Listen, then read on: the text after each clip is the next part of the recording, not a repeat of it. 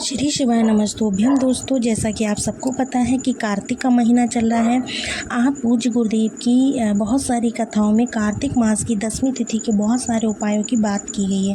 अगर आपके घर में धन संपदा की कमी है, माँ लक्ष्मी का वास नहीं होता है, कर्जे में डूबे जा रहे हो, तो आप इस उपाय को करेंगे। बस आपको तुलसी माता की जड़ और एक चुटकी हल्दी से छोटा सा उपाय करना है, जिससे आपके घर में दोस्तों हमेशा ही धन संपदा बनी रहेगी।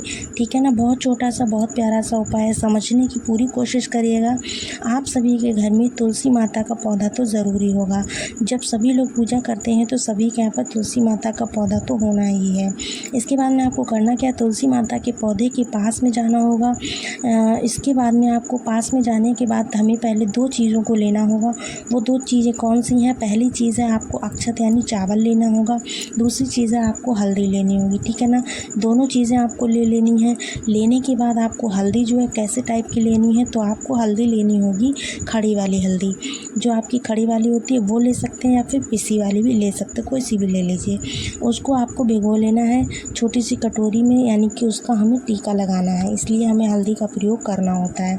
उसके साथ ही आपको चावल लेना है। चावल के एक दाने को अच्छे से पीला कर लो। कितने दाने को? एक दाने को आपको पीला कर लेना है उसी हल्दी में। ठीक है ना। हल्दी में ही पीला करना है, इसके अलावा चंदन वगैरह में नहीं करना है।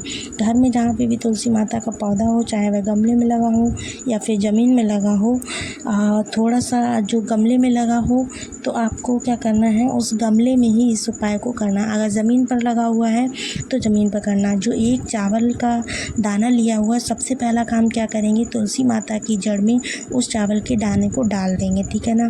तो आप लोग कहेंगे तुलसी माता पर चावल चढ़ाया नहीं जाएगा, लेकिन ऐसा नहीं है, ऐसा कुछ भी नहीं है। आप चावल चढ़ा सकते हो, चावल को खा नहीं सकते हो। ठीक है ना। तो आपको एक चावल का दाना तुलसी माता की जड़ में टच कराना नहीं है, बल्कि आपको क्या करना है, वहीं पर समर्पित करना है। माता रानी को टच नहीं कराना। ठीक है ना। एक तांबे के लोटे में जल होना चाहिए। वह जल जो है जिस स्थान पर आपने चावल के दाने को समर्पित किया है, उसी स्थान पर आपको चावल के दाने के ऊपर ही उस जल को चढ़ाना है। कार्तिक मास में आप बोलते हो ना कौन सा मंत्र बोलना चाहिए, तो ओम नमो भगवते वासुदेवाय का मंत्र बोलते हुए आपको उस जल को उस चावल के दाने पर समर्पित कर देना है। दोस्तों, एक लोटा जल चढ़ाएंगे। साथ ही साथ तुलसी माता की जो जड़ की मिट्टी होगी, उसकी एक चुटकी मिट्टी आपको उठानी है। आपको अपने घर के जितने भी कोने हों उन सभी कोनों में डाल देनी है।